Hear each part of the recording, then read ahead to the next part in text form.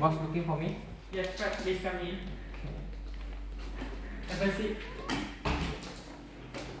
So, have you eaten today? No, boss. Really, yeah? Yeah. Me too. So, Fred, here are the 3 years Basic Industry Company financial statement for the year 1993, 1994 and 1985, and a 10-year summary, so please analyze. Okay. Our shareholder are worried because basic industry earnings are declining. Also, kindly concentrate on what happened in the 1993 until 1994 period. I hope, Fred, this analysis will include a direct comparison of the quality 1985 and 1994 on the return of stockholder equity and other financial ratios for these 2 years. Okay, so finally, you should know that the company has not changed its accounting policies and practices materially over the last decade. Okay. I will try my best. Okay.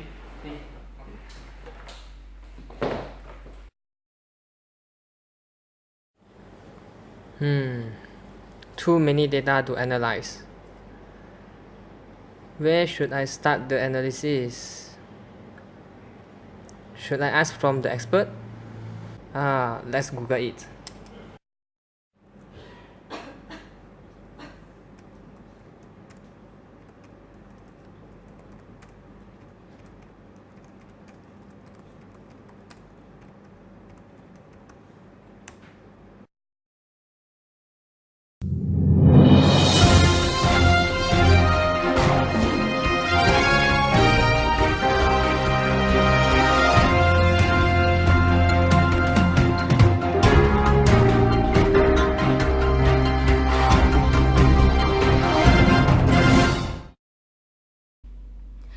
Good afternoon to all audience today. So my name is Naima and welcome to the Putra Business News. So today's episode is all about the financial statement of the basic industry. So basically the company is incorporated on 1975. So let's take a look on the short introduction of the company. Basic Industry Company. Basic Industry Company started in the year 1975 by Mr. Stephen Smith. They started off as a supplier of electrical insulator, and soon after, they started to branch out by investing more into other electrical products. Eventually, Basic Industry Company ventured into various countries throughout the world, becoming a multinational company. They went public listed in the year 1985, and from then on, the company continued to grow, except for the year 1989 to 1990, where they have gone through workers' strike. Majority of their investment are focused on electrical related market. However, the problem here today is there's a slight decline in the return of equity, or ROE for short. Wow, that is a great company. But then our main discussion is all about the decline in the return on equity. To understand the situation, today we are lucky to have two financial analysts. So our first guest is Dr. Ping Ping. Basically, Dr. Ping Ping is an external financial advisor for the private company. She has a more than 15 years working experience in this industry. Hi, Doctor. Hi. Our second guest is Professor Zaidi. Assalamualaikum, Prof. Waalaikumsalam, Naim. Okay, so Professor Zaidi is a former financial auditor for audit department, and currently he is a freelance financial advisor, and he is a very well experienced analyzer in this industry. Okay, in general, to analyze this, I have to break down to 4 parts. As we can see from the table of the liquidity, we can see the two ratio, which is the current ratio and also the asset test ratio. It shows the declining in 1985 until the 1994.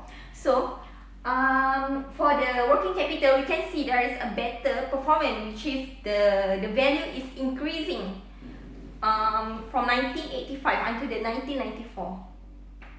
So let's move to the Prof. Zaidi first. So Prof, what do you think about these changes of the liquidity? Thank you very much, Naim. The first aspect to be analyzed under liquidity is working capital. Working capital is a crucial concept for creditors because it shows how well companies can pay off their current obligations without reducing any of their long-term assets. From the table above, it shows that the working capital is higher in year 1994 as compared to year 1985 by about 5%. As the company current assets exceeds current liabilities, it can be concluded that the company can pay back creditors in short term without any trouble. So, Prof, what's about the other two ratios?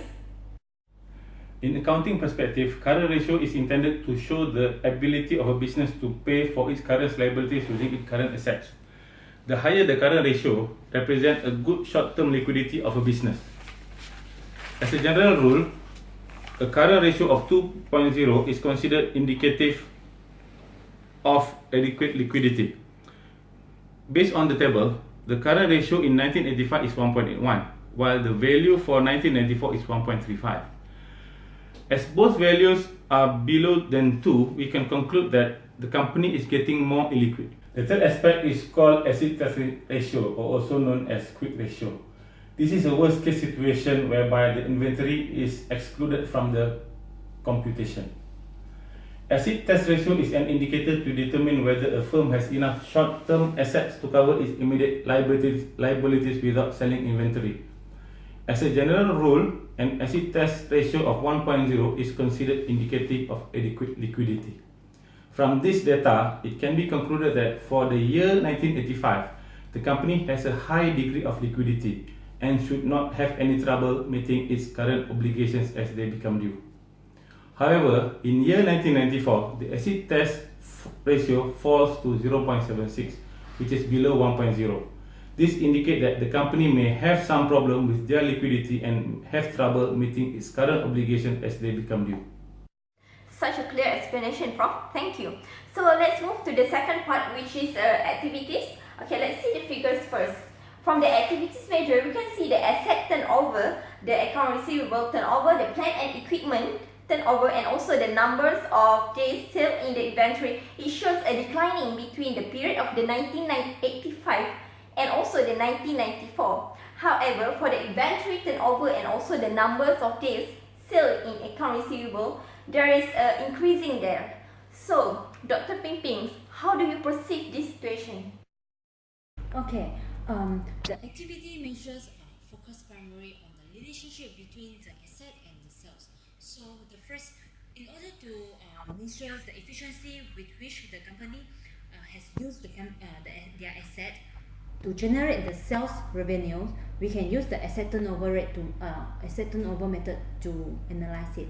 So usually the highest ratio is the better one. So from the figure, right, we can see that the asset turnover rate for the year 1994 has not much difference compared to the year 1985. Sorry. So this is still acceptable because they are still equal to 1 times change, right? So the second method is inventory turnover. Inventory turnover is actually to measure the speed with which the inventory has been sold and useful in managing inventory level. Generally, the faster the product sells, or maybe the shortened period, so the better and more efficient is the inventory operations. From the figure, right, you can see that the inventory turnover rate has been increased from 3.94 times to 4.49 times from year 1985 to year 1994. So meaning that the company has planned and produced a certain level of inventory based on sales forecast, but it does not meet the expectations, and the company has the extra inventory in the result. Alright, so the third method, right, is the account receivable turnover. Account receivable turnover is the number of times per year that a business collects its average accounts receivable. From the figure, we can see that the account receivable turnover rate is declined from 5.85 in the year 1985 to 5.17 in the year 1994. So the turnover rate is decreased, meaning that the opportunity to collect the excessive all account receivable that are unnecessary tying up working capital. Okay, so the company is something like the company having the collections problem from its customer, and also there is an opportunity cost of holding receivable for longer period of time. All right. So doctor, what's about the plant and equipment turnover? Okay, for the third one, plants and equipment turnover, it is measures on how efficient the management is at generating the revenue from the investment.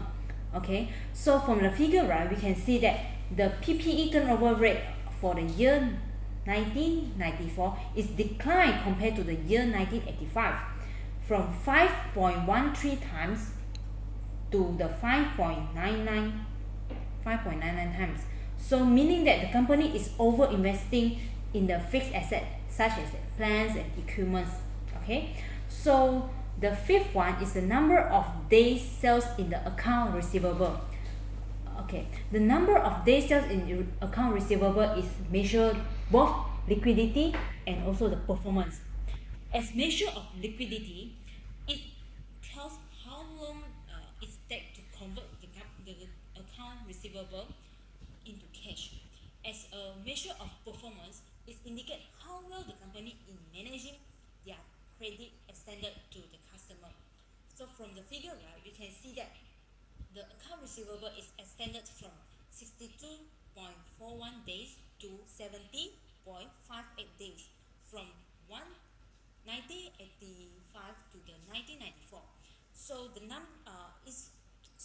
in this the figure, right, we can assume that in the year 1994, the customer who are slow in paying their bills, or maybe never pay at all. Okay, so the last one in the account method activity method, right, we can use the number of days sales in inventory.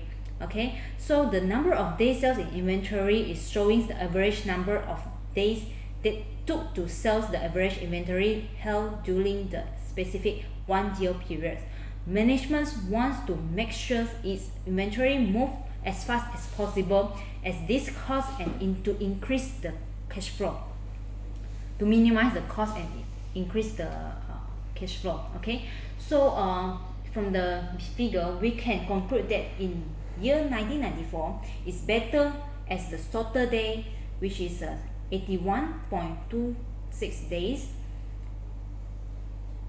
inventory outstanding. The company can convert its inventory into cash sooner compared to the data on 1985, which is 93 days. Okay, the longer the period, the company cash can't be used for the other operations. All right. So Dr. Pimping, thank you for the explanation for activities measure. So there's two more to go for the categories, which is the profitability and financial leverage. So doctor, what do you think about the profitability? There are 5 methods of profitability in calculations. So it usually is measures relates to the net income or an income statement subtotal to an elements of the balance sheet. Alright, so the first thing is the gross profit margin, GPM in short. So GPM represents the amount in excess of man's variable cost component in a business available to meet other variable and fixed operating expenses. Alright, so the higher margin is better, and as the amount available to cover other operating costs or expenses are larger.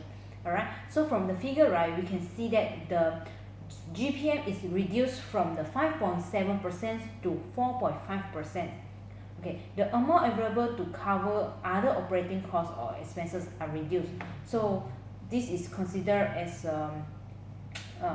not a very good things lah. Alright, so the second one is the return on investment, or we can call it also a return on asset, ROI and ROA. Alright, so generally it determines how well has the management employed their company asset. Alright, so generally the higher the returns, the more effective managing its assets to produce greater amount of net income. So you can see from the figure, in 1985 the company produced 8.3% in net income for every dollar invested in asset compared to the figures in 1994, which is only 6.5%. The company is reducing the effectiveness on utilizing asset to get revenue. Okay, so the third one is return on equity, ROE. Is provide investor insights into how efficient a company is managing the equity that shareholder has contributed to the company. Okay, so from the figure we can see that in the year 1985, it is the ROE is 16.9%, and in 1994 the ROE is 16.4%, which is declined 0.05%. So this is meaning that is company is not really fully utilize the equity the contribute of shareholder. Okay, so the fourth one is dividends payout ratio. Dividend payout ratio is provide an idea on how well earnings support the dividends payments. From the figure, right, we can see that in the year 1985, the dividends payout ratio is 0.61, and 1994 is reducing to 0.48. Okay, it's due to the high reinvesting internal, which is the good things for the company. Okay, the last one is the dividends coverage ratio. Dividend coverage ratio is the ability of the company to sustain its current dividends payment.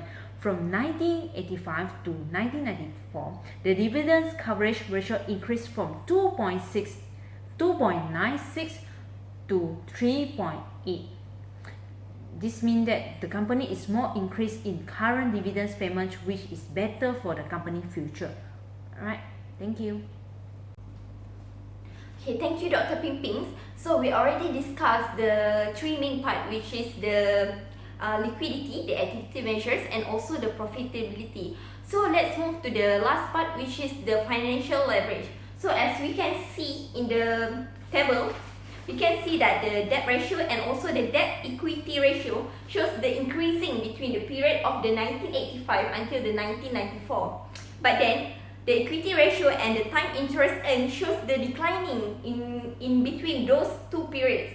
So, Prof, what do you think about this? Thank you, Naim. Allow me to cover the last part of financial leverage.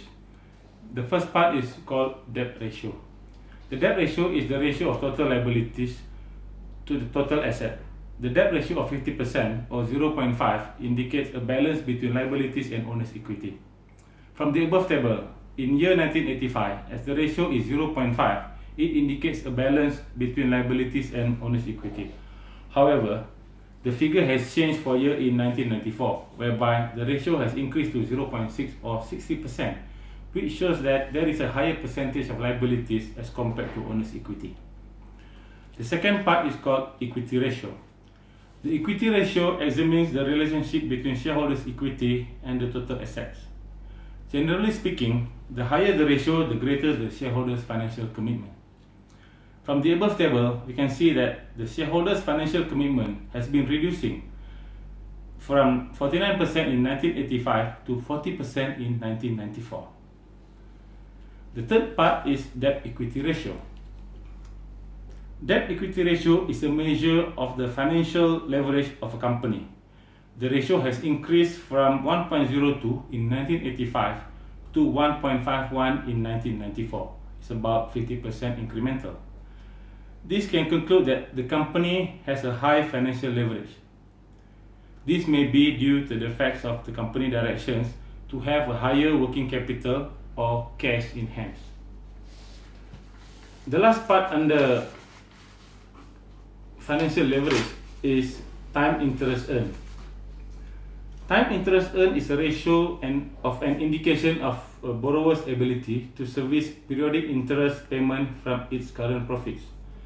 Generally, the higher the ratio, the greater the assurance that interest will be paid. As a rule of thumb, a time interest earned ratio of 5 or higher is considered an indicative of relatively low risk that a firm will not be able to pay interest in the future. As both value for year 1985 and 1994 are higher than 5, it indicates that the company is capable to pay interest in the future. Okay, thank you Professor Zaidi and also Dr. Ping Ping. Okay, one question before we end our session. Okay, what is your opinion about the overall of the company futures? Can you guys give a little bit about the opinions about this matter? I think for this question, I think it's ladies first. Over to you, Dr. Ping Ping. Thanks, Professor Zaidi. So overall for me, the company is deemed reasonable because from the calculations such as the asset turnover, even though it is declined 0.01%, but it's not much of difference. And also the number of days sales in inventory is shortened, which means that they have more liquid cash.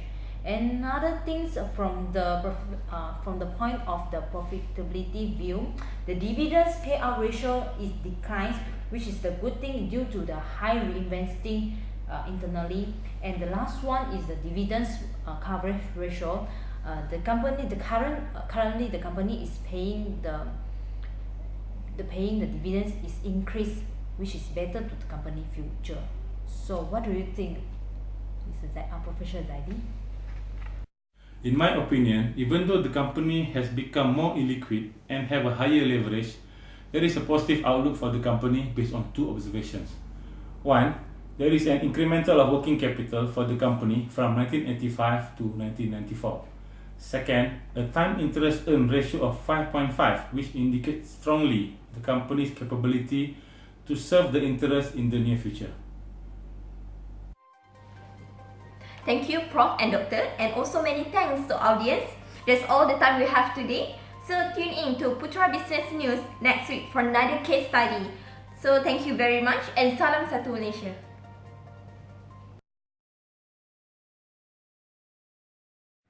Boss, after all the analysis, although many data show the worst case, but in the profitability analysis of dividend show a good future and improvement. So we can conclude that the investment on the company is profitable. Okay, thank you, Fred.